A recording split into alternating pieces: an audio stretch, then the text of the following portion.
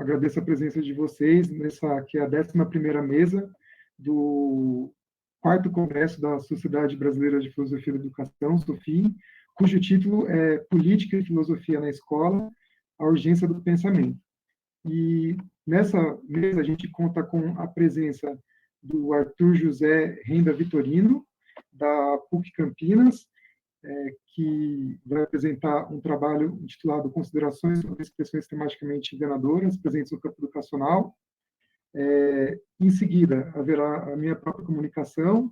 Eu sou o Éder Marques Loyola, da Faculdade de Educação da USP, e apresento um trabalho sobre Wittgenstein, Fraser e a crítica ao abstracionismo pedagógico. Em seguida, eu passaria a palavra para Renata Marasquim, Luciana Ultramari César, ambas da Universidade de Passo Fundo, que apresentarão um trabalho sobre o sentido da política em um livro de filosofia da educação, reflexões formativas. E, por fim, a gente encerra com o trabalho do Flávio Honório da Silva e da Leone Maria Padilha Henning, da Universidade Estadual de Londrina, intitulado A Emergência de uma Política Democrática pautada numa educação de igual natureza e a mediação da linguagem. Então, dito isso, eu passo a palavra agora ao Arthur José Renda Vitorino, da PUC Campinas, com o trabalho Considerações sobre expressões sistematicamente enganadoras presentes no campo educacional.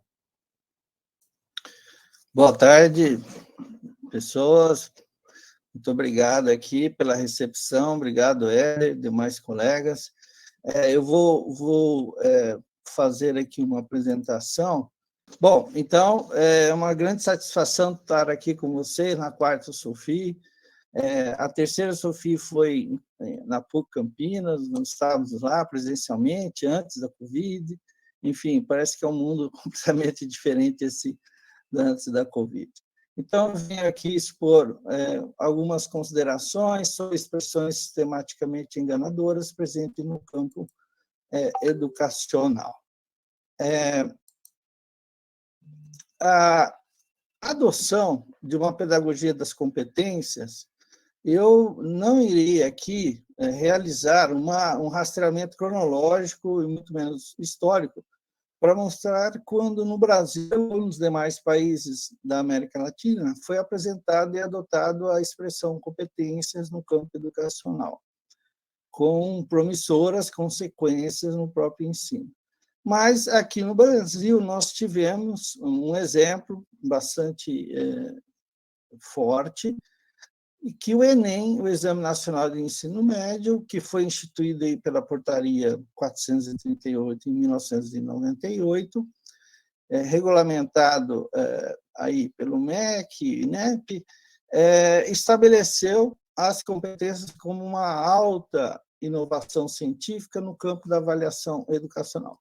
Então, podemos dizer que foi um momento ali importante em que esse tema e essa expressão venha à baila aqui no Brasil. Também, por meio de um banco de dados, né? Esse banco de dados foi constituído a partir dos currículos Lattes de todos os pesquisadores que estão em programas de pós-graduação em educação, de nota 3 a nota 7, foram 3.332 Lattes consultados, um período aí do mais antigo Lattes, 65 até 2017, que foi a última avaliação, né?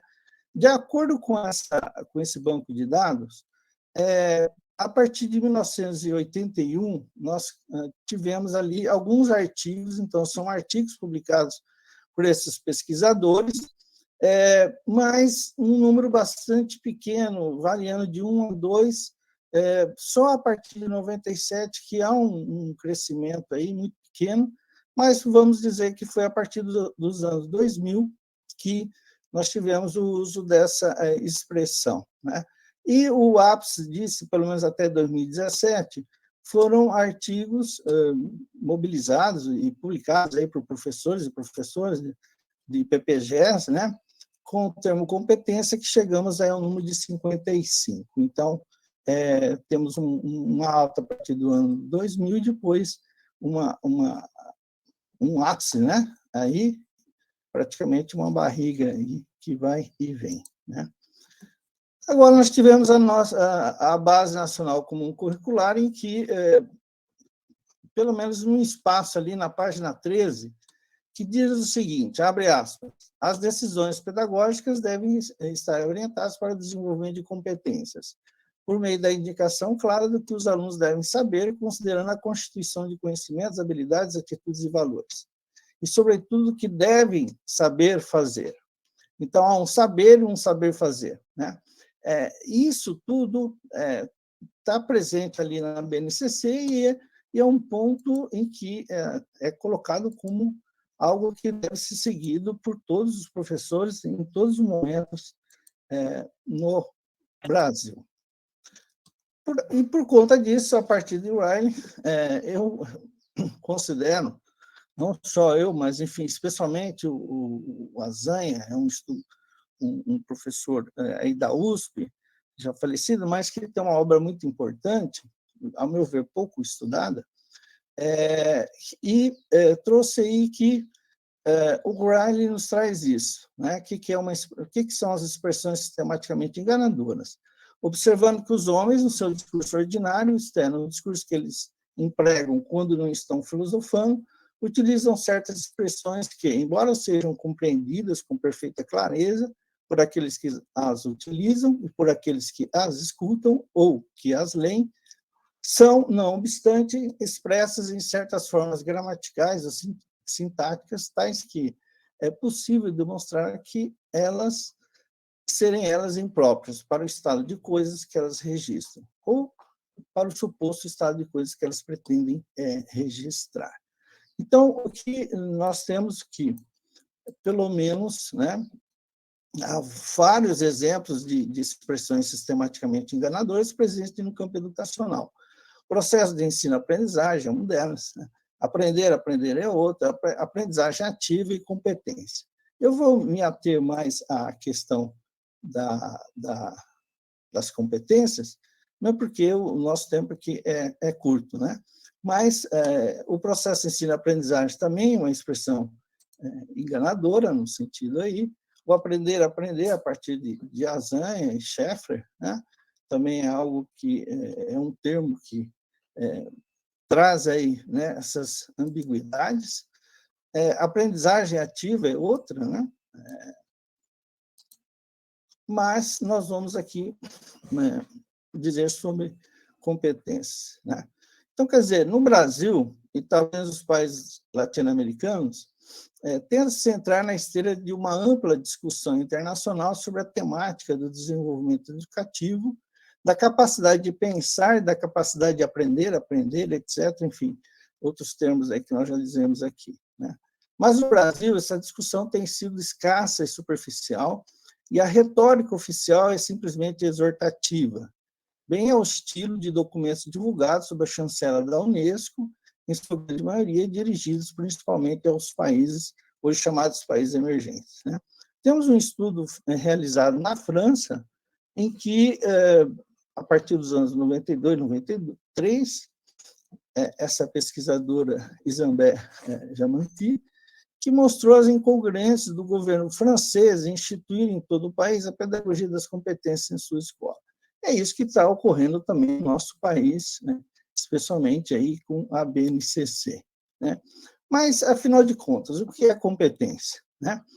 A noção de competência, a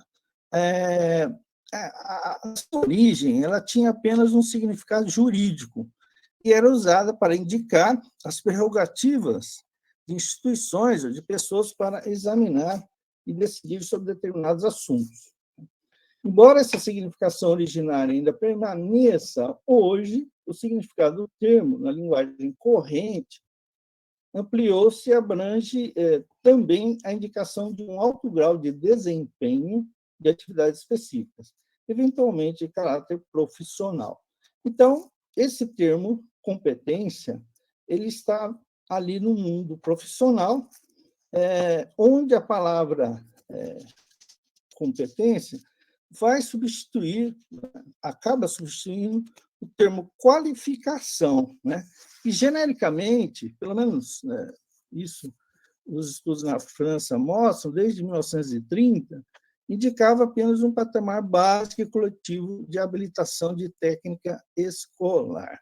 né? E hoje, a ideia de dizer que as pessoas, isso numa alta disputa de empregos, diz que as pessoas não são só qualificadas, né? Que elas também são competentes. Então, o que nós temos aí é um deslocamento, né, dessa expressão do campo do trabalho para o pedagógico.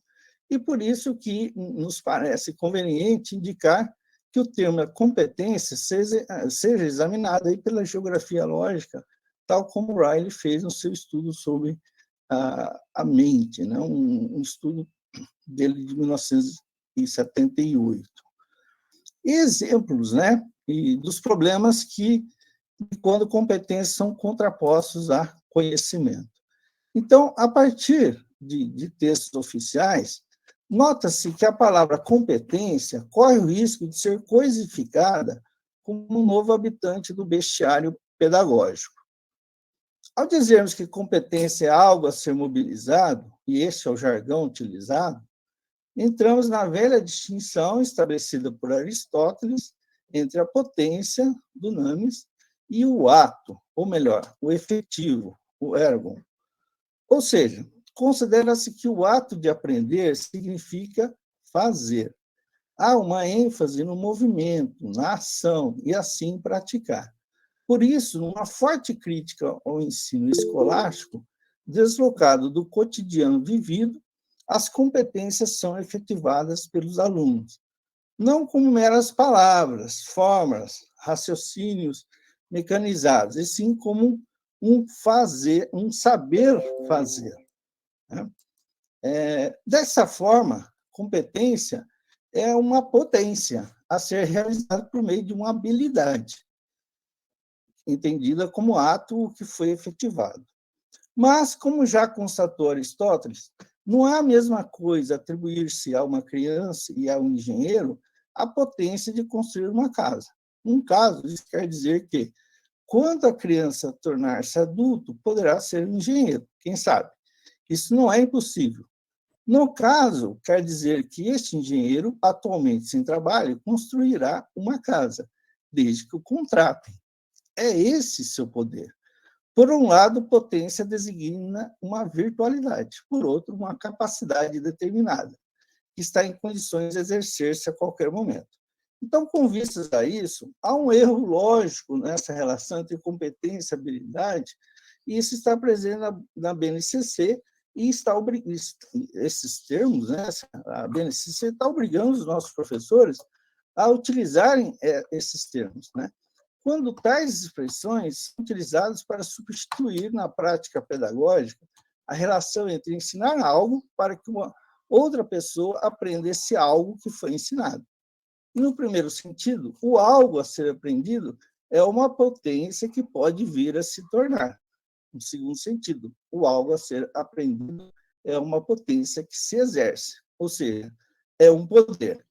Tudo isso, né, nos dá aí que esse termo, competência, quer trazer uma aparente cientificidade, mas o que ele está mesmo gerando é uma confusão de vozes. Aqui temos a bibliografia citada, e muito obrigado pela atenção. Espero não ter passado o tempo. Não, pelo contrário, sobrou ainda um tempo. Então, você encerra por aqui. Então, essa foi a comunicação do Arthur José Renda Vitorino, da PUC Campinas, sobre expressões tematicamente enganadoras, né? Agora, dando sequência à ordem prevista na programação, eu inicio a minha fala sobre Wittgenstein, Fraser e a crítica ao abstracionismo pedagógico. Então, vou tentar aqui contar o meu tempo para não ultrapassar o limite estabelecido.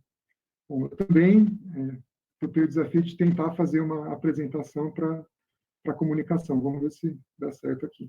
Então, o meu trabalho para essa comunicação é intitulado Wittgenstein, Fraser e a crítica ao abstracionismo pedagógico, né? Bom, eu dividi minha fala em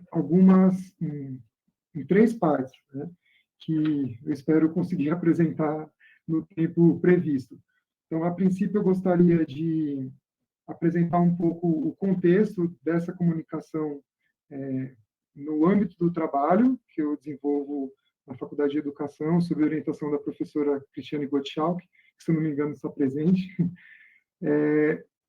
E, logo em seguida, comentar um pouco a respeito da obra que serve de referência para esse capítulo da tese, que são as observações do Wittgenstein a uma obra do antropólogo escocês James Frazer, e, por fim, tentar indicar de que maneira as observações do Wittgenstein sobre a obra do Frazer podem ser interessantes para o objetivo da pesquisa em geral.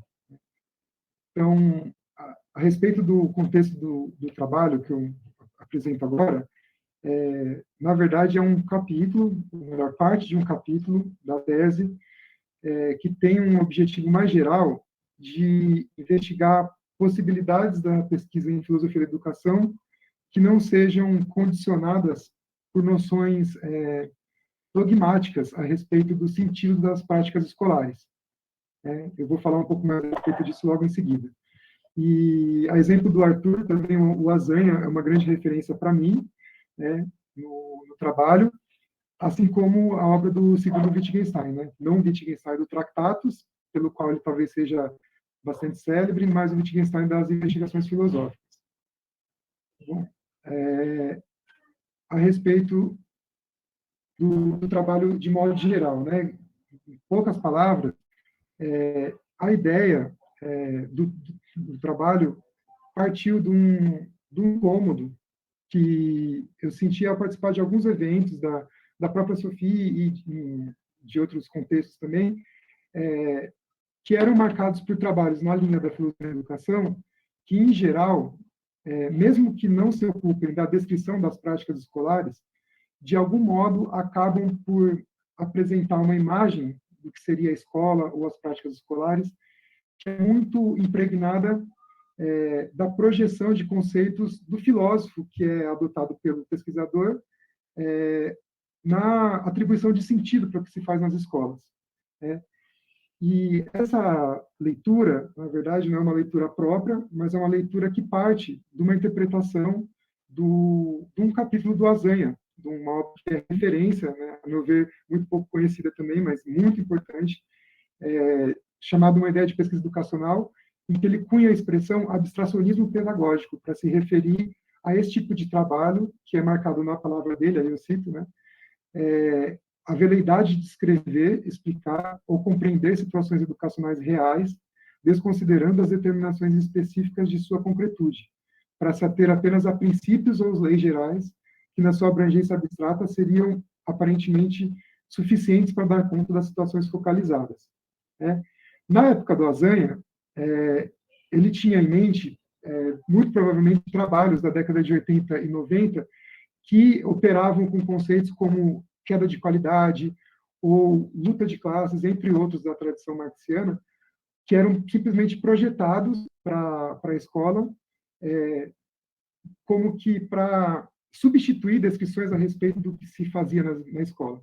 Então, para não me ater muito nisso, vou tomar o exemplo da noção de qualidade, que era uma noção muito criticada pelo Azanha, ou melhor, relativizada pelo Azanha em trabalhos da década de 80 e 90, em que ele diz que, geralmente, a gente toma a qualidade como uma descrição do que seria o que se passa na escola, e geralmente atrelada à noção de qualidade à noção de reprovação à época. E o Azanha diz que, para a gente entender o que é reprovação, por exemplo, se a gente adotasse o ponto de vista de um marciano, a gente teria que entender quais são as práticas que geram a reprovação, o que se entende por reprovação, entre outras práticas, no sentido abrangente, que ocorrem na escola, que criam esse correlato, qualidade e reprovação. Então, em vez de se tomar isso como uma referência que descreve o que se passa na escola de maneira absoluta, seria necessário compreender o que é qualidade, o que se entende por qualidade, quais são os interesses envolvidos na noção de qualidade, e assim por diante. No meu trabalho, eu tento interpretar alguns trabalhos mais contemporâneos além da filosofia da educação como comprometidos também com essa projeção dogmática de conceitos para descrever práticas isoladas da escola, principalmente os trabalhos de orientação pós-estruturalista, né, que adotam como referência as obras do Foucault e do Deleuze. Mas é importante destacar que não se trata, né, de uma reprovação dos conceitos deleuzianos ou Foucaultianos por si, mas sim do uso que muitas vezes é feito deles, que acabam substituindo descrições do que se passa nas escolas pelo simples enquadramento de exemplos arbitrariamente selecionados da escola, como se tais exemplos ilustrassem o que Foucault e Deleuze dizem. Então, se trata, no fundo, de uma investigação sobre a maneira como a gente dá sentido para o que se passa nas escolas, né? E, a meu ver, muitas vezes a adoção irrefletida de conceitos deleuzianos e Foucaultianos acaba por deformar aquilo que a gente representa por meio de tais conceitos, né? Bom, deixa eu só cortar uma parte aqui, porque estou vendo que o tempo já avança. Bem, só para a gente ficar num exemplo, né? Eu dei o exemplo da qualidade para se referir ao que o Azanha quando ele falava do abstracionismo, mas para tomar um exemplo que é um exemplo que eu trabalho bastante no trabalho, é muito comum, hoje em dia, vários trabalhos de matriz Foucaultiana e deleuziana acusarem a escola de promover a disciplina dos corpos, né? Ou por meio sendo uma máquina de sedentarização, ou tomando todas as práticas escolares como subsumidas à noção mais geral de disciplina, né? Como, por exemplo, a fila escolar, ou o gesto de repetição em exercícios de aula, as práticas da imitação, segundo o modelo que o professor oferece numa aula de matemática, e assim por diante. Então, a meu ver, e é esse o argumento que eu desenvolvi no trabalho, muitas vezes essas descrições são apressadas, né? E não dão conta da complexidade que, por exemplo, uma fila pode ter no contexto escolar, ou dos vários usos que ela pode ter, muitas vezes não restritos àqueles que são previstos pela forma como Foucault usou o conceito de disciplina, né? Ou, muitas vezes, o próprio Foucault dá possibilidade de usos variados do conceito que muitas vezes são ignorados por quem adota o conceito para descrever, para projetar como se descrevesse pura e simplesmente a escola, né? Bom, por que o Fraser, né? Afinal de contas, o que o Fraser tem a ver com essa história toda? Bom, na verdade, uma obra que serve de referência para esse capítulo, que serve de base para a comunicação, oferece um comentário de uma obra muito importante do Wittgenstein no começo dos anos 30, quando ele fazia justamente a transição para as ideias que ele tinha desenvolvido no Tractatus, né, no começo da década de 20, para a segunda fase, conhecida como, que é marcada pela publicação das investigações filosóficas, ou pela tentativa, melhor dizendo, de publicação das investigações filosóficas. E nesse texto, que na verdade não é propriamente um texto publicado do Wittgenstein, mas são registros de apontamentos que o Wittgenstein fazia, a leitura que ele mantinha com um amigo discípulo, o Maurice Drury, da obra do Fraser. O Wittgenstein oferece várias observações que, a meu ver, são interessantes para a gente pensar justamente essa projeção de critérios teóricos da filosofia para descrever o que se passa nas escolas. Porque o Wittgenstein, ao ler a obra do Fraser, se depara com uma questão semelhante, que é justamente a questão de como, muitas vezes, o olhar do antropólogo, de tal forma, funciona a observação do que ele vê, que o impede de ver a complexidade da realidade com a qual ele se defronta. Então, muitas vezes, o olhar do antropólogo Fraser era de tal forma comprometido por certos pressupostos da gramática, da ciência da época, que ele tendia a encarar tudo como se fosse aquilo que o modelo diz para ele que ele tem que enxergar na realidade, né? Então, isso vai ficar mais claro, espero eu, né, a seguir. Bom, eu indiquei 2 pontos que me parecem importantes nas observações do Wittgenstein a respeito do Fraser, que podem ser interessantes para a gente revisar o que se diz a respeito da escola e das práticas escolares, né? O primeiro ponto, que é evidente nas observações de Wittgenstein, é que ele consegue mostrar como Fraser encarava os costumes dos povos estudados, né, por ele não, mas por outros estudiosos que compilaram relatos etnográficos que ele próprio compilou na obra Ramo de Ouro, como muitas vezes o olhar do Fraser era condicionado pela noção de que esses povos estariam fazendo nada mais do que hipóteses pré-científicas a respeito do curso da natureza, né? De tal modo que a descrição do Fraser acabava por transformar esses costumes em algo estúpido e equivocado. Queria dar dois exemplos que são bastante emblemáticos dessa atitude do Fraser. O primeiro exemplo tem a ver com um relato do rei da chuva de algumas comunidades do norte da África. No texto de Fraser, o Fraser descreve essa atitude desses nativos como se fosse uma concepção equivocada a respeito do comportamento de chuvas. Então, na opinião do Fraser, os nativos dançariam em algum momento do ano, na expectativa de que esse gesto poderia acelerar ou precipitar chuvas que seriam necessárias para a comunidade. Então, nesse caso, ele parte da ideia de que os nativos, assim como ele fez, pensavam da seguinte maneira, né? A chuva tem uma determinada causa, né? E essa causa é capaz de promover precipitações. Na opinião dos nativos, para o Fraser, a causa das chuvas seriam as danças, né? Que evocariam Deus, por sua vez, se encarregariam das precipitações. Um outro caso que o Wittgenstein também analisa nos comentários é o caso das comunidades caribenhas que costumavam demonstrar hostilidade para os seus inimigos perfurando efígies, né? Representações dos inimigos como se estivessem matando. E, na opinião do Fraser, esses nativos seriam estúpidos a ponto de acreditarem que esse gesto seria capaz de promover algum tipo de sofrimento no inimigo. Bom, um dos comentários que o Wittgenstein faz a essa atitude de Fraser é o que está transcrito na próxima citação, em que ele mostra como essa atitude de Fraser é uma atitude dogmática. Né? Então, eu cito: é, no entanto, absurdo que se diga que o característico dessas ações é que elas sejam aquelas que se originam de concepções errôneas sobre a física das coisas. Assim faz Fraser quando diz que a magia é essencialmente uma falsa física ou uma falsa medicina terapêutica, técnica, etc. Um outro ponto relevante dos apontamentos de Wittgenstein à obra de Fraser é a alegada necessidade de identificar causas para tudo que os nativos fazem. Essas causas não estariam evidentes para o observador, mas teriam que ser buscadas em alguma concepção que os nativos não apresentam no momento da realização dos atos, mas que, de alguma forma, fundamentaria suas ações para emprestar algum sentido que o antropólogo não conseguia reconhecer.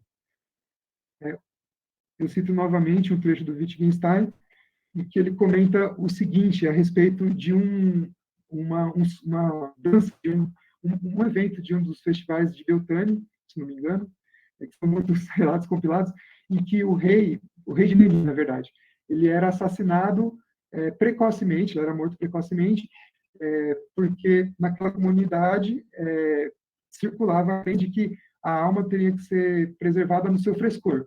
Então, havia uma representação em que o rei era assassinado, ele era morto precocemente. E, na opinião do Fraser, isso partia de uma concepção sobre a causa, né, da necessidade de preservação da alma, ou sobre aquilo que seria capaz de manter a alma preservada, que seria a morte precoce, que explicaria os gestos dos nativos. Mas o Wittgenstein, então, comenta a respeito. Mas a pergunta por que isso ocorre só pode ser respondida, na verdade, porque isso é temível. Isto é, o mesmo que se nos apresenta nesse acontecimento como temível, grandioso, horripilante, trágico, etc., não trivial, insignificante, isso deu vida a esse acontecimento. Bom, em resumo, né, qual é o ponto que interessa na descrição, na observação que o Wittgenstein faz das descrições de Fraser? Esse ponto é muito bem resumido pelo Arley Moreno, que é um dos comentadores mais importantes da obra de Wittgenstein, e que, num trabalho sobre justamente como a gramática do Fraser condicionava o que ele era capaz de enxergar nos gestos, diz o seguinte: né, No caso dos rituais, será diferente a gramática das ações, por não estar em jogo sua eficácia sobre a natureza, mas apenas a expressão cultural de atitudes perante valores. As observações são também excelente exemplo da força que exercem certos usos conceituais sobre o nosso pensamento, quando generalizamos sua particular gramática, projetando-a indevidamente sobre situações que desconhecemos. Fraser analisa a gramática da apresentação de motivos como critério para a justificação de ação, para o caso de ações ritualísticas que são injustificáveis por motivos. A apresentação de causas como motivos da ação já é uma condição a priori colocada pela gramática de determinadas ações. Né? Então, em outras palavras, né, eu vou tentar adiantar aqui, senão não vou ter tempo. Em outras palavras, o que o Arlen Moreno sintetiza de maneira magistral é que Wittgenstein se dá conta de que os próprios preconceitos do Fraser e a maneira com a qual ele tendia a dar sentido os gestos na sua própria civilização, maneira essa que era marcada por certo cientificismo, de supor que tudo tem uma certa causa e que as ações dos homens são motivadas pela relação de causa e efeito, o papel da intervenção na natureza sempre é orientado por algum motivo. Isso, né, impedia o Fraser de enxergar um outro sentido possível para as ações. Né? Wittgenstein faz essa terapia de duas maneiras, eu vou comentar bem rapidamente, né, que vão caracterizar o estilo do segundo Wittgenstein. Daí a importância, inclusive, desse texto do período intermediário na transição do Wittgenstein Tratados para o segundo Wittgenstein. O primeiro é mostrar como esses gestos não são gestos orientados na expectativa de que mobilizem causas capazes de provocar certas reações na natureza. Né? Não se trata da grade teórica, né, com a qual um europeu do tempo de Wittgenstein enxergava os gestos da natureza ou os gestos humanos em relação à natureza. Né? Ele faz isso por meio de uma simples comparação. Então, ele propõe um exemplo de um gesto que se aproximaria daquele gesto ritual que os nativos faziam para o Fraser e que o Fraser achava tão estranho. Né? Buscar causas ocultas para dar algum sentido para o que ele via. O Wittgenstein dá um exemplo de uma pessoa que, enfurecida, bate a bengala no chão para expressar raiva. Né? Esse é um gesto expressivo de um sentimento de raiva, que não tem uma causa, ou não se baseia na expectativa de que o choque da bengala no chão seja capaz de provocar algum tipo de efeito sobre o motivo da raiva ou sobre o episódio que gerou a raiva. Né? Trata-se simplesmente de um gesto expressivo, né, que em si já contém certo simbolismo, né, e que não exige causas últimas para ganhar sentido. E um outro exemplo, que eu vou bem rapidinho, já estou terminando, é a observação das circunstâncias em que os gestos dos nativos eram realizados. Né? O Wittgenstein se dá conta de que os mesmos nativos que, por exemplo, perfuravam a face do inimigo em efígie, eram capazes de ter flechas, eram capazes de erigir construções, eram capazes de plantar e colher com relativa regularidade, de modo que eles não ignoravam o curso da natureza, ou não ignoravam causas naturais. O ponto era que não se tratava de um gesto visando efeitos na relação de causa e efeito. Wittgenstein chama atenção para que a gente poder compreender o sentido dos gestos rituais, seria necessário, inclusive, abranger a descrição de modo a dar conta de outros aspectos que não estão previstos nos próprios atos realizados. Então, na festa de Beltane, por exemplo, chama atenção para a necessidade de se descrever o caráter das pessoas que frequentam os eventos, que são tão temíveis, e também descrever outras coisas da comunidade, que não são as que estão em jogo no próprio festival. Por que tudo isso tem a ver com a escola? É nesse ponto que eu estou justamente da finalização do capítulo, e me parece que, principalmente, as observações de Wittgenstein a respeito das circunstâncias são uma oportunidade de a gente pensar nas limitações e possibilidades de uso de certos modelos que esses autores, mesmo Foucault e Deleuze, oferecem, mas que precisariam ser ressignificados quando tem diante de si a escola. Porque, muitas vezes, práticas que são descritas e que fazem sentido num arranjo teórico proposto pelo filósofo, podem, talvez, né, ganhar sentidos variados, a depender do uso que são feitos delas nas escolas. Então, uma fila pode significar uma coisa, de acordo com a interpretação Foucaultiana, né, no contexto genealógico da disciplina, mas pode ser que ela tenha um sentido escolar que pode ser interessante para ressignificar ou revisar afirmações muito dogmáticas ou muito absolutas a respeito da disciplina na escola. Então, essa é a minha apresentação. Peço desculpas que eu ultrapassei 1 minuto do meu tempo de fala. Deixa eu interromper o compartilhamento. Bom, agora eu passo a palavra para Renata Marasquim, é assim que se pronuncia, Renata? É a Renata Marasquim, da Universidade de Passo Fundo, e para a Luciana, não sei se estou presente, acho que só você está presente, né? Não, a Luciana está aí também. Ah, sim, desculpe. E para a Luciana Outamar e César, também da Universidade de Passo Fundo, que vão apresentar o trabalho intitulado O Sentido da Política em um livro de filosofia da educação, reflexões formativas. Bom, obrigada, Éder. Boa tarde a todos. Agradecer, né, pela oportunidade de poder vir aqui conversar com vocês um pouquinho, apresentar, né, uma ideia, na verdade, uma ideia de pesquisa, né, que eu e a Luciana tivemos para apresentar, né, nesse congresso que é tão importante, ainda mais nesse momento, né, nós vivemos aí do Brasil e do mundo. Bom, meu nome é Renata Marasquim, eu sou bolsista CAPES do Programa Nacional de Pós-Doutorado da Universidade de Passo Fundo, do Programa de Pós-Graduação em Educação. Faço meu pós-doc sob supervisão do professor Cláudio Almir Dal Bosco, que participou como debatedor na conferência anterior, né, com o professor Bernard Charlot. E junto com a Luciana, né, que depois também pode se apresentar, mas já vou dar uma identificação, fazer uma identificação dela, porque depois ela vai falar também, que é doutoranda, né, do PPG Edu, e é psicóloga, psicanalista, e nós trabalhamos aí juntas, né, nessa pesquisa envolvendo educação, envolvendo filosofia, envolvendo psicanálise e outros temas também pertinentes à discussão, né, dos processos pedagógicos. Bom, eu vou compartilhar com vocês a tela, nós vamos fazer, né, uma leitura comentada do resumo. É óbvio que dentro das 400 palavras, né, nós tivemos aí um desafio imenso de escrever, né, o resumo. Nunca, acho que em nenhum outro momento a nossa capacidade de síntese foi tão testada, né, quanto na produção desse resumo para o Congresso da SOFIA, que por um lado, né, deixa a gente ansioso e nervoso, porque gostaria de colocar mais ideias, mas por outro, né, é fundamental esse exercício de síntese, né, de colocar as ideias de uma forma clara num curto espaço. Da mesma forma aqui, né, apresentar as ideias que a gente gostaria num tempo menor. Mas nós vamos fazer o esforço aí de tentar deixar o mais claro possível qual foi a nossa intenção e qual é o nosso objetivo na apresentação dessa proposta. Tá? Vou compartilhar, então, aqui com vocês. Então, o título, né, da nossa comunicação é O Sentido da Política em um Livro de Filosofia da Educação, Reflexões Formativas. Né? Bom, essa proposta de comunicação, né, a gente está deixando aqui bem claro que é uma proposta de comunicação, né, que nós temos a intenção de que se torne futuramente também uma proposta de artigo, e depois as contribuições de vocês também vão nos ajudar muito nesse sentido, né. Ela tem por objetivo refletir sobre o sentido da política na filosofia da educação, a partir da proposição de um capítulo intitulado Política, no livro Filosofia da Educação, de Ronay Rocha, lançado em 2022. Né?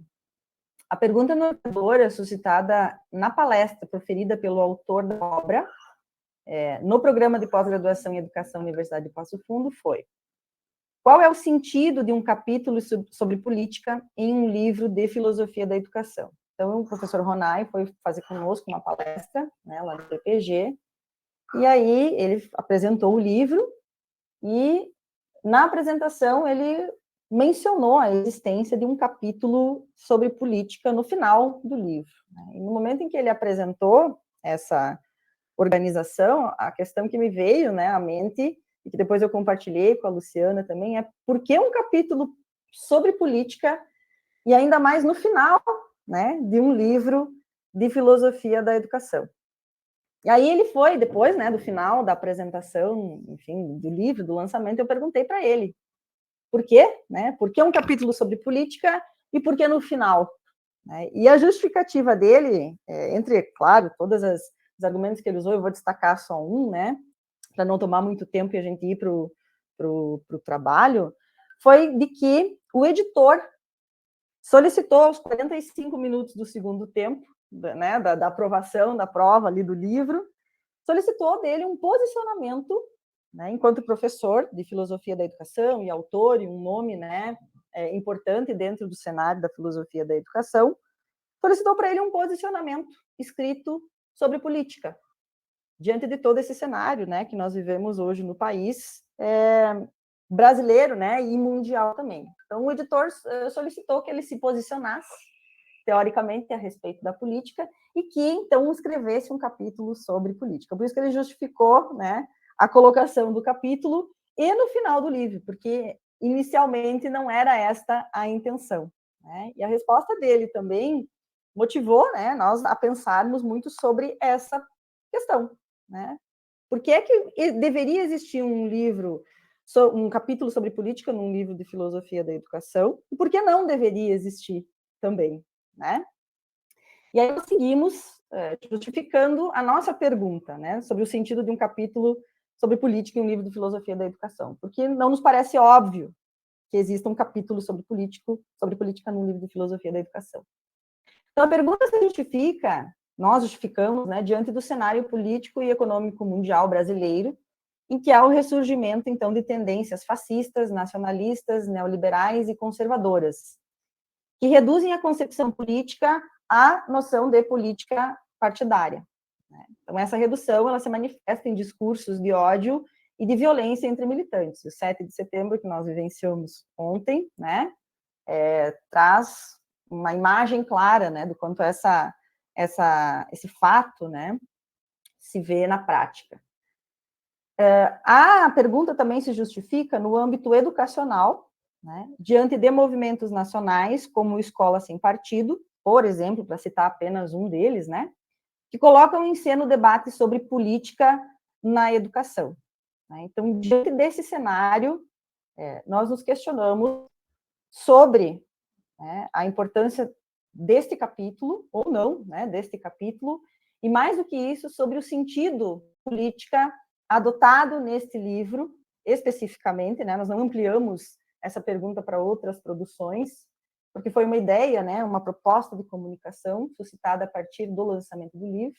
Qual seria o sentido de política e de um capítulo sobre esse tema em um livro de filosofia da educação? Então, nos pareceu que, aos moldes do que fez a editora, chamando o autor para justificar, né, escrever e justificar um capítulo sobre política num livro de filosofia da educação, também nos pareceu que a filosofia da educação, né, é um desafio para a filosofia da educação justificar a sua aproximação ou o distanciamento da política, né, da noção de política, do debate sobre a política, seja ela em sentido político partidário ou não, que é o que nos mostra o Ronay Rocha. Né? Então, na leitura do capítulo e nas nossas discussões, né, nós extraímos um recorte, né, mostrando, então, que o Ronay Rocha ele apresenta dois sentidos para a política e as suas relações com a educação, né, dois possíveis, né? Ele tem como pano de fundo de referência, né, teórico, filosófica, a Hannah Arendt. Então, ele embasa, digamos assim, toda a sua argumentação e o seu pensamento, né, sobre a relação entre educação e política no pensamento da Hannah Arendt, que se mostra, né, ele usa, sobretudo, a obra famosa dela, né, que trata da educação, da crise da educação, se mostra atualíssima, né, nesse momento político que nós vivemos no nosso país. Então, o primeiro sentido que o Ronay Rocha busca, né, sobretudo na Hannah Arendt, para falar sobre política, refere-se à simetria entre as pessoas envolvidas na relação política. Então, a política, ela pressupõe, né, uma relação simétrica entre pessoas envolvidas. E aí ele cita, né, a vida política é a busca de entendimento sobre o que nos convém como justo e injusto, como bom e mal.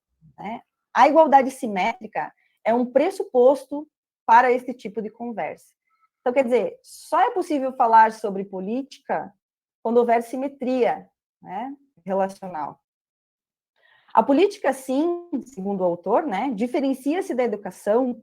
Por quê? Porque a educação pressupõe uma relação assimétrica entre professor e aluno. Né? Então, do ponto de vista da relação entre seres, né, política e educação não podem ser confundidas, porque se tratam de dois status, né, relacionais diferentes. Né? Então, esta assimetria presente na relação educacional, né, não implica no domínio do adulto sobre a criança, mas no respeito ao mundo desta criança, que é a tese defendida, né, pela própria Hannah Arendt. Então, o segundo sentido vai se referir à compreensão da política como área da experiência e da realização humana, o segundo sentido atribuído pelo Ronay Rocha à política, como área da experiência e da realização humana, que precisa ser objeto de conhecimento em sala de aula. A política é uma das partes mais importantes da herança a ser transmitida pela educação. O que pensamos e sabemos sobre o que é urbano, sobre o que é civil, sobre o que é social na vida da sociedade.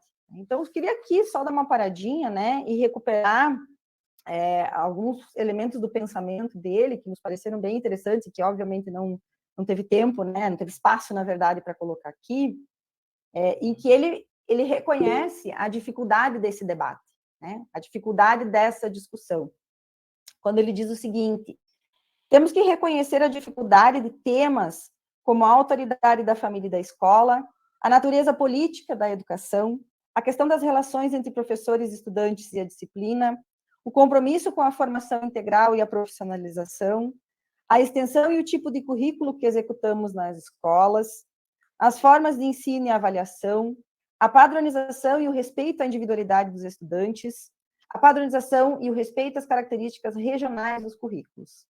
Cada um desses tópicos traz consigo dezenas de perguntas. A lista é grande, o tempo é pouco, e maior ainda é a tentação de pensar sobre esses temas a partir da imaginação de um passado em que tudo era melhor.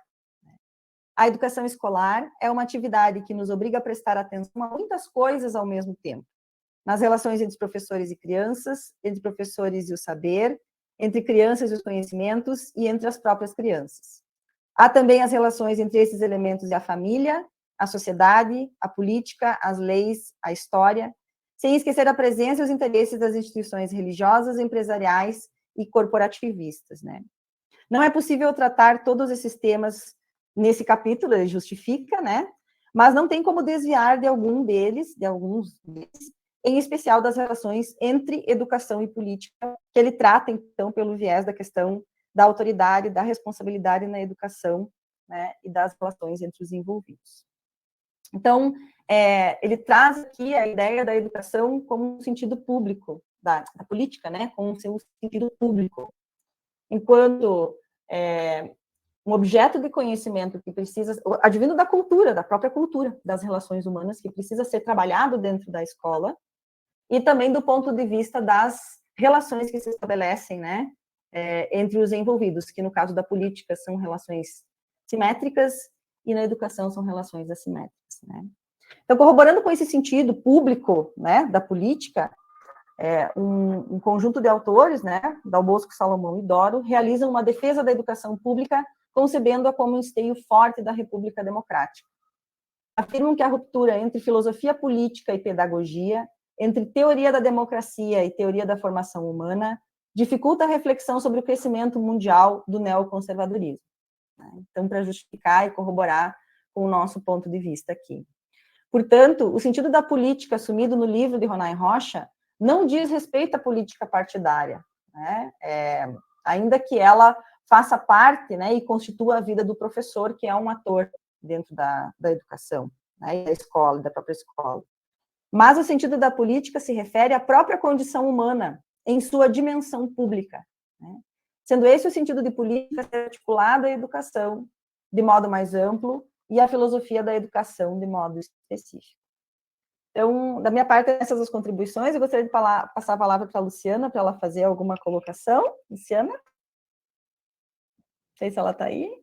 Oi, estou aqui. Boa tarde a todos. O livro do professor Ronay é esse, né, recém-lançado, isso, tá? E uma das questões que a gente foi discutindo, inclusive no sentido de ampliação, né, como uma proposta de artigo, é justamente, né, a importância da filosofia da educação no sentido da construção de um pensamento e de uma posição crítica, reflexiva como uma ação política, como ação do sujeito na polis, né? E aí a função pública da filosofia da educação e a sua inserção social tão necessária e tão cobrada, né, também pela CAPES aos programas de pós-graduação, né, capaz, então, de transformações concretas, né, de transformar o mundo. Uma posição de um sujeito ético. E, para isso, há que ter um discernimento, uma posição de discriminação e não uma posição acrítica, alienada, indiscriminada.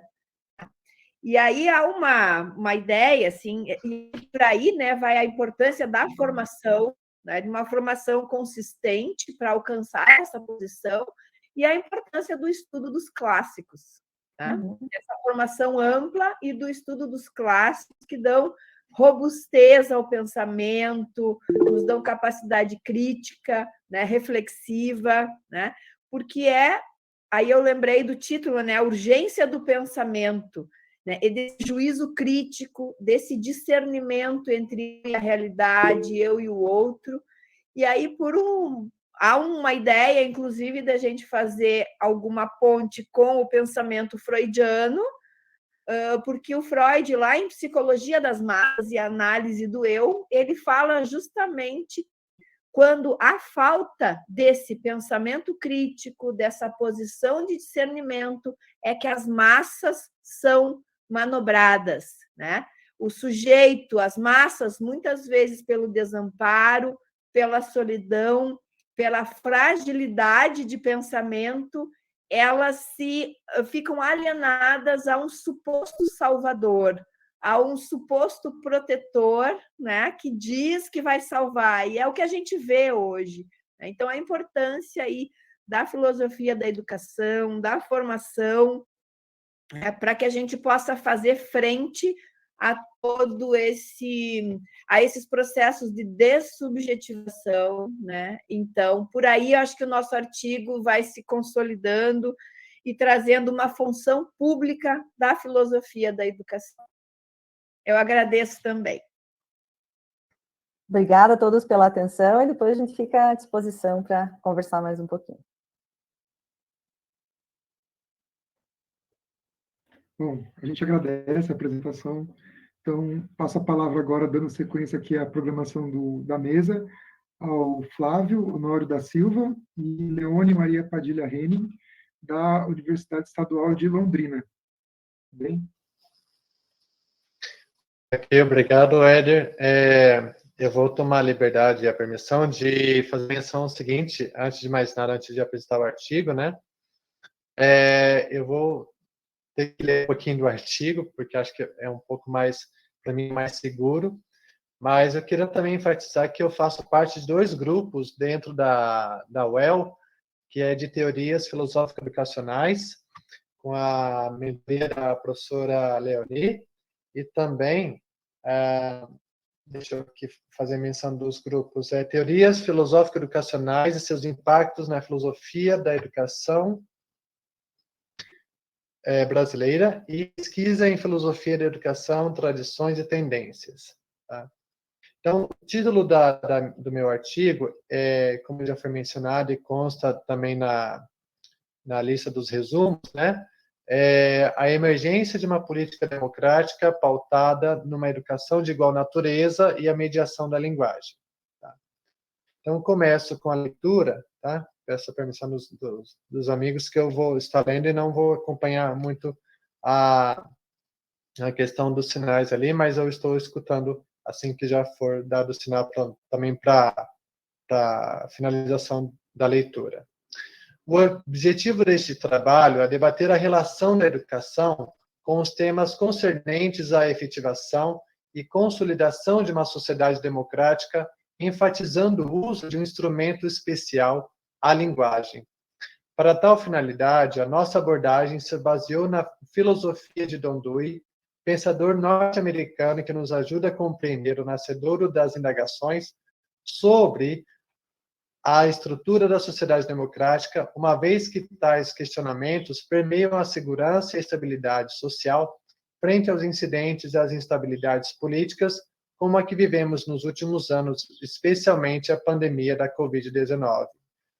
Uma sociedade democrática aposta nas oportunidades iguais a todos os seus cidadãos, oferecendo-lhe condições formativas de desenvolvimento, de modo a terem instrumentos eficazes para lidar com os problemas que irrompem das situações mais dramáticas da existência.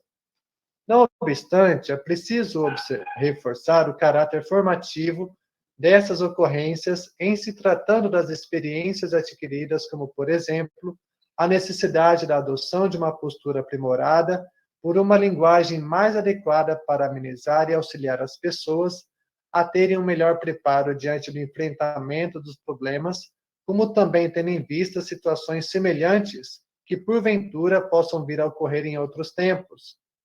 A discussão em torno da busca pelo ideal democrático, que iremos apresentar a partir do pensamento de Dewey, é pautado também pelos seus desdobramentos como a educação em geral, a linguagem e a proposta pedagógica da educação progressiva, como o autor aposta para uma formação educacional essencialmente democrática oferecida a todas as pessoas indistintamente. Por esse motivo, resta-nos saber até que ponto é possível um regime enquanto atributo de restrita humanização, pautado pela discussão aberta e concreta acerca das problemáticas que atingem grande parte das pessoas em suas respectivas realidades sociais, econômicas, políticas e culturais, conduzido de forma clara e objetiva por meio do uso de uma linguagem altamente disseminadora de ideias e propostas. Concomitantemente, a forma com que temos visto o uso da linguagem de forma descarada e desonesta na disseminação de informações e julgamentos com respeito a inúmeras situações e fatos do cotidiano, colaborando para confundir mais que esclarecer, dividindo mais que unir, segregando atitudes de ódio e discriminação, ao invés de restabelecer laços, é um sinal claro de que a linguagem tem sido utilizada como um muro ao invés de ponte, deixando um sentimento e uma sensação bastante delicada de que este recurso, que poderia ser um importante instrumento para consolidar a ligação entre a linguagem e a educação, tem feito exatamente o contrário. Tendo em vista a dedicação do referido autor na temática da democracia e educação, em cuja relação observamos a importância da linguagem, objetivamos encontrar em seu pensamento os elementos necessários para a compreensão deste fator de nosso interesse. Assim procedemos situando a linguagem na experiência, uma vez que para o autor o ser humano é um ser de experiência e de comunicação, devendo aprimorar tais características pela educação, se de fato intentar a formação democrática. Por esse motivo, é importante ter a compreensão de que, para o estabelecimento de uma forma de vida mais adequada ao convívio entre todos, é importante ressaltar o aspecto da formação educacional, desde a base no interior do seio familiar e, posteriormente, no âmbito das relações interpessoais em seus variados grupos organizados, sejam eles civis, religiosos, científicos ou outras expressões da vida em comunidade política, a fim de estabelecer o modo de viver em sociedade democrática. Porém, há que se reforçar que nesse caminho feito por todas as pessoas que participam dessa estrutura social organizada, entendemos assim que todos são responsáveis pela condução de seus destinos particulares, desde que mantenham em vista a realização do bem comum. Ademais, exige de cada indivíduo, em sua particularidade, a devida tolerância para com as diferenças de opiniões e crenças. A educação, em um contexto mais amplo no trato das relações sociais, proporciona aos indivíduos formas de ver o mundo segundo as diversas realidades, podendo na escola aprimorarem aquilo que trazem de fora de forma espontânea. No seio de um modo de viver democrático, a vida que se coaduna com os moldes democráticos requer a crença em certos valores, modos de ação, objetivos que são verdadeiros porque são bons, e são bons porque tornam a vida melhor. Esses valores são aqueles que regulam a conduta. De acordo com as normas da vida social, cada um tem interesse em atuar em comum com seus semelhantes para assim poder sentir-se mais forte, mais eficiente e mais útil à comunidade. Por essa razão, é importante recordar que, segundo Amaral, Dewey entende a sociedade como sendo o processo em que ocorre a associação de experiências, ideias, emoções e valores transmitidos e tornados comuns a todas as pessoas. Em função de seu papel transformador, a educação pode ser pensada como um dos aspectos mais importantes da cognição humana. Por este processo, ao homem é possível apreender noções comuns e inerentes às peculiaridades de seu grupo social.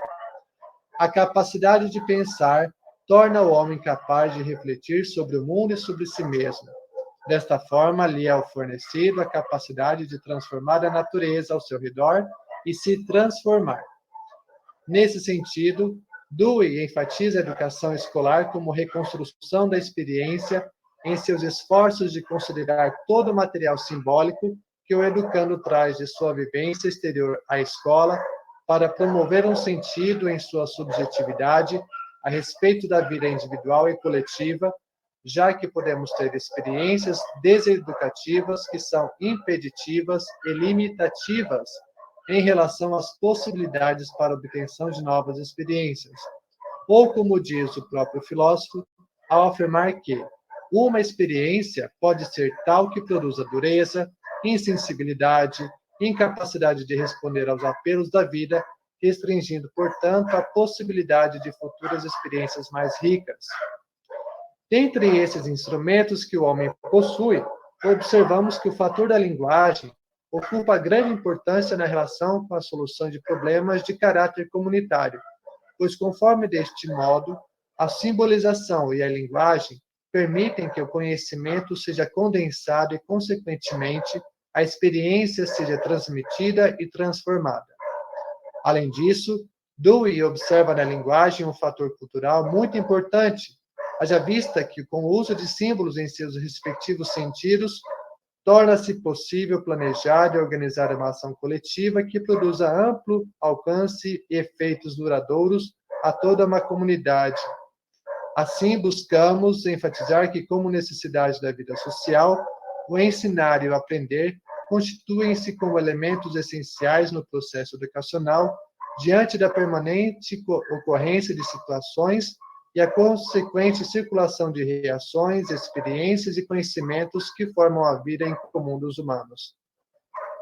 Enquanto recorremos a uma abordagem das relações entre a linguagem e a experiência para o desenvolvimento de uma efetiva educação democrática, cabe salientar que tal processo só poderá ocorrer na medida em que as pessoas detiverem em si mesmas a busca por consolidar o ideal democrático, não apenas como discurso demagógico, mas concretamente realizável e assumido por todos, haja vista que isso possibilitará construir uma sociedade que, apesar de suas inúmeras diferenças de ideias, posicionamentos ideológicos, religiosos, raciais e tradições que a constituem, compreende a necessidade de um senso comunitário. Por isso, enaltecemos o aspecto do ideal democrático, tendo em vista que o ser humano, enquanto ser social, está em constante interação e contato com os demais, e há uma troca de ideias, pensamentos e reflexões. Tais fatores, se incorporados a um modo de vida compartilhada e em torno dos interesses comuns, poderão promover, por meio do pensamento reflexivo, a consolidação e a constituição de uma sociedade com ideais democráticos bem ajustados, segundo os quais todos poderão desenvolver suas aptidões e potencialidades para contribuir com esse corpo social. Ressaltamos ainda que o ideal democrático defendido por Dewey se apoia na ideia de igualdade que carrega consigo outro propósito para sua concretização, o ideal de liberdade. Tal ideal que apontamos se circunscreve no tocante às relações humanas, haja vista que a liberdade está inserida de acordo com padrões democráticos de viver. Desta forma, identificamos que algumas atitudes podem ser consideradas como uma afronta à liberdade e à forma democrática de vida, como a intolerância, os insultos por divergências de opiniões políticas, religiosas ou comerciais, bem como por diferenças de raça, cor, situação financeira ou grau de cultura. Este fator, a liberdade, nos mostra o caráter mais efetivo ao refletirmos que cada um de nós, enquanto cidadãos, somos responsáveis pela condução de nossos destinos particulares, a fim de que alcancemos a realização do bem comum, mediante a prática da tolerância frente às diferenças de opiniões e crenças que existem no interior de uma sociedade. E para que se alcance o ideal de vida no interior da sociedade democrática, caberá ao homem, dotado de sua inteligência, permitir que se estabeleça entre os seres humanos a comunicação livre e plena entre os indivíduos, conferindo realidade e opinião comum à vida social. Portanto, estabelecer a necessidade de uma combinação entre a inteligência humana e da vida comunal no terreno da democracia. Tendo em vista a busca por um modo de viver adequado e apropriado para que todos possam alcançar suas metas, sustentados por suas aptidões e capacidades, o ser humano, através da linguagem, seja ela verbal ou não, considera as experiências que, ao serem compartilhadas, possibilitam aumentar o nível de conhecimento com outras pessoas e, consequentemente, a preparação para novas situações que venham a ser encontradas.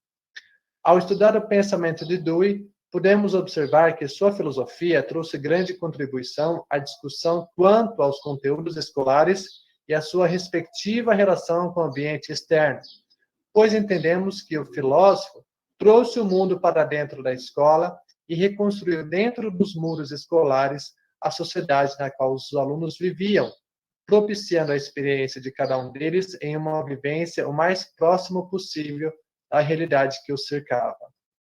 A relação entre a linguagem e a educação deve favorecer o crescimento intelectual a partir das experiências compartilhadas, tendo como aporte as disciplinas tomadas como ponte entre essas experiências e o conteúdo do ensino escolar.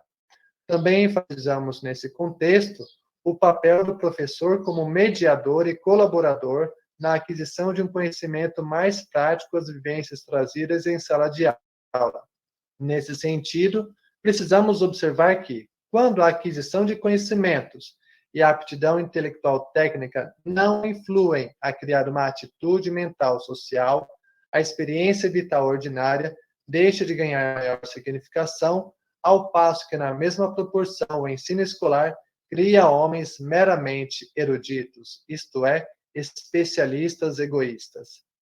As influências que determinados ambientes provocam no indivíduo, e mais especificamente no interior do ambiente escolar, permitem entender que as palavras ambiente e meio denotam alguma coisa mais do que o lugar em que o indivíduo se encontra, indicam a particular continuidade entre o meio e as próprias tendências ativas do indivíduo. Ao fazermos menção da influência de determinados meios na vida social dos indivíduos, entre esses, citamos o meio escolar. Fica evidente que, estando em contato com várias pessoas, como professores e colegas de estudo, é inevitável alguma participação na vida daqueles com quem o indivíduo se acha em contato. Por essa participação, o ambiente social exerce um influxo educativo ou formativo, independentemente de qualquer propósito intencional. Além disso, precisamos salientar que as escolas continuam sendo o exemplo típico do meio preparado para influir na direção mental e moral dos que a frequentam, e, por sua vez, com a escola, proporcionar um ambiente simplificado, utilizando-se dos elementos adquiridos como meio de conduzi-los ao sentido e compreensão real das coisas. Destacamos também que, através de uma educação intencional, por meio de matérias e métodos estabelecidos e apropriados a incentivar o crescimento na direção desejada, se contribui para que as aptidões individuais sejam postas em vista do benefício da comunidade em geral. Dentre outros instrumentos possíveis para alcançarmos determinado fim de uma boa convivência e a máxima transformação da vida social, com a linguagem, conseguimos participar da passada experiência humana, dilatando e enriquecendo assim a experiência do presente. Por essa razão, vemos que nosso filósofo destaca que o objetivo da educação é habilitar os indivíduos a continuar a sua educação, ou que o objeto ou a recompensa da educação é a capacidade para um constante desenvolvimento.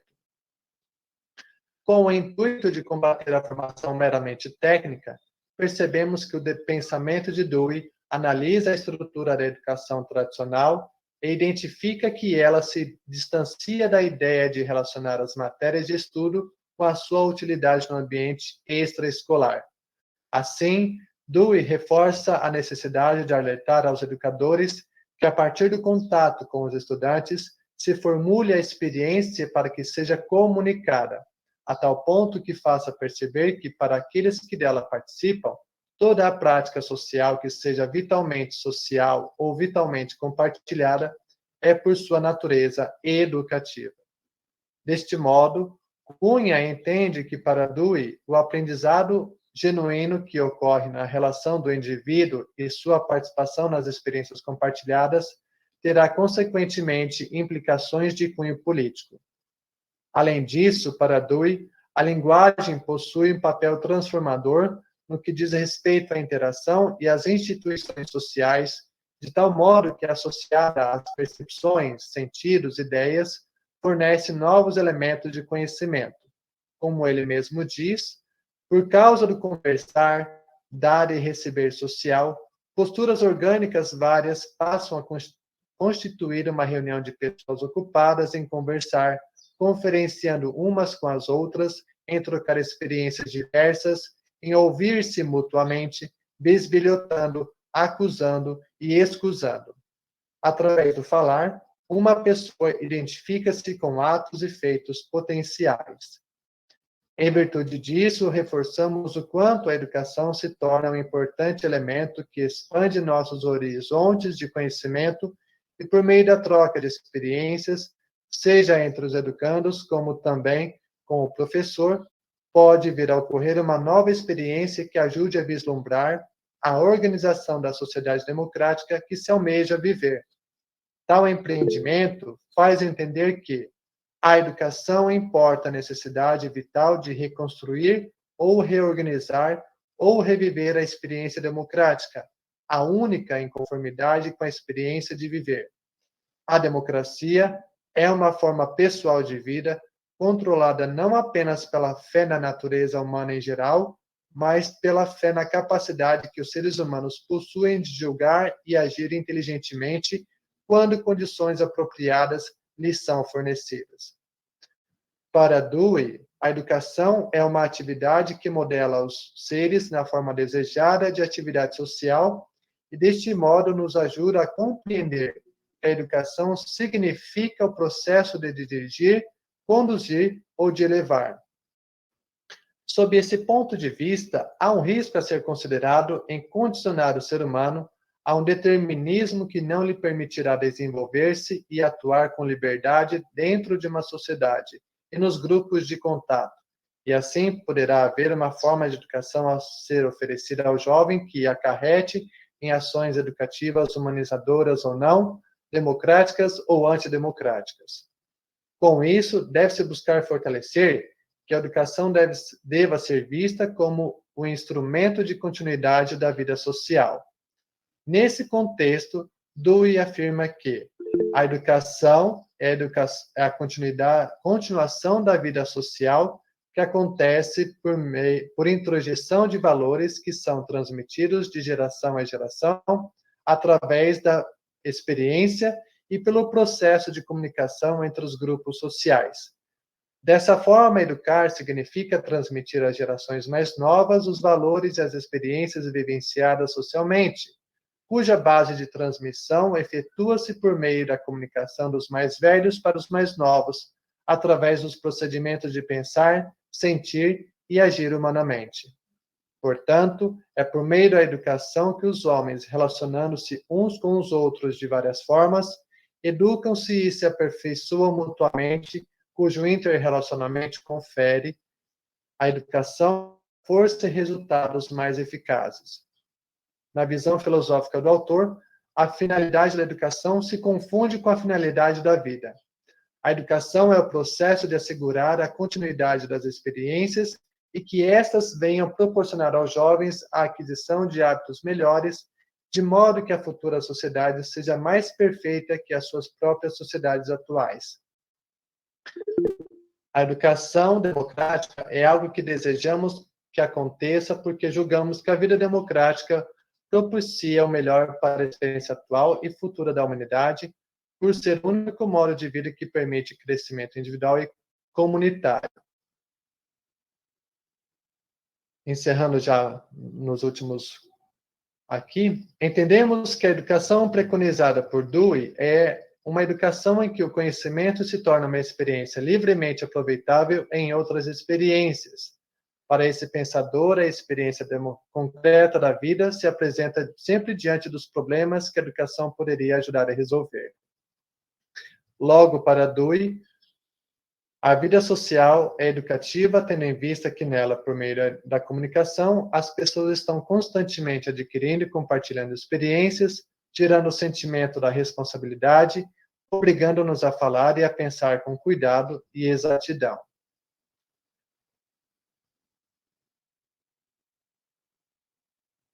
Portanto, a importância de se analisar alguns conceitos apontados nas obras filosóficas de Dewey enfatiza a forma com que o filósofo destacava, a partir das realidades de seu tempo, as suas preocupações como a relação entre a educação e o ideal democrático, tendo em vista o alcance para um adequado e igualitário processo de desenvolvimento das aptidões humanas, em vista das realizações individuais e sua contribuição para o comunitário.